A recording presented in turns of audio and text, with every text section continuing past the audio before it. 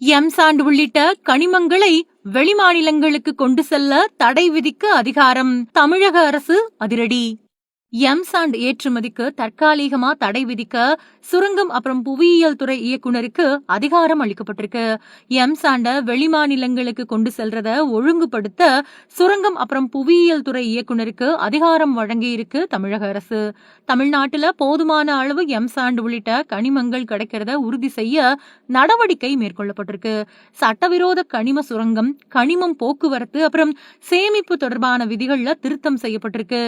தமிழகத்துல கடந்த சில வாரங்களா ஜல்லி, எம் சாண்டு, பி சாண்டு மாதிரியான அத்தியாவசிய கட்டுமான பொருட்களோட விலை வரலாறு காணாத வகையில உயர்ந்துட்டு வருது.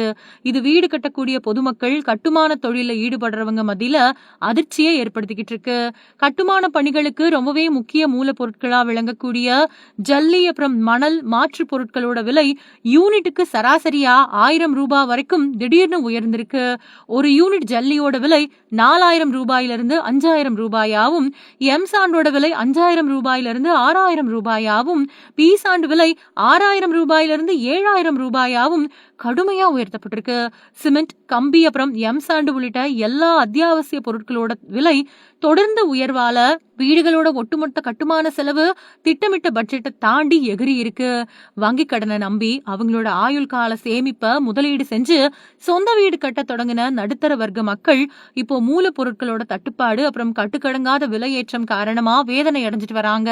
இந்த கட்டுக்கடங்காத விலை உயர்வை கட்டுப்படுத்தவும், கட்டுமான தொழில் முடக்கத்தை தடுத்து நிறுத்தவும் தமிழக அரசு உடனடியா போர்க்கால அடிப்படையில நடவடிக்கை எடுக்கணும் அப்படிங்கிற கோரிக்கைகள் எழுந்துட்டு வருது. இந்த நிலையில தமிழக அரசு அதிரடி நடவடிக்கை மேற்கொண்டிருக்கு. வெளி மாநிலங்களுக்கு கொண்டு செல்லப்படக்கூடிய கனிமங்களுக்கு தற்காலிகமா தடை விதிக்க சுரங்கம் அப்புறம் புவியியல் துறை இயக்குனருக்கு அதிகாரம் வழங்கி தமிழக அரசு உத்தரவிட்டிருக்கு. கருங்கல், பாறை உள்ளிட்டவற்றை பிற மாநிலங்களுக்கு கொண்டு செல்றத ஒழுங்குபடுத்தக்கூடிய அதிகாரம், கனிமங்கள் ஏற்றுமதிக்கு தற்காலிக தடை விதிக்க புவியியல் துறை இயக்குனருக்கு அதிகாரம் வழங்கி தமிழக அரசு ஆணையிட்டிருக்கு. எம் சாண்டு உள்ளிட்ட கனிமங்கள் வெளிமாநிலங்களுக்கு கொண்டு செல்லப்படுறத தடை செய்ய அதிகாரம் வழங்கி தமிழ்நாட்டுல போதுமான அளவுல கனிமங்கள் கிடைக்கிறத உறுதி செய்யக்கூடிய வகையில அரசு நடவடிக்கை மேற்கொண்டிருக்கு.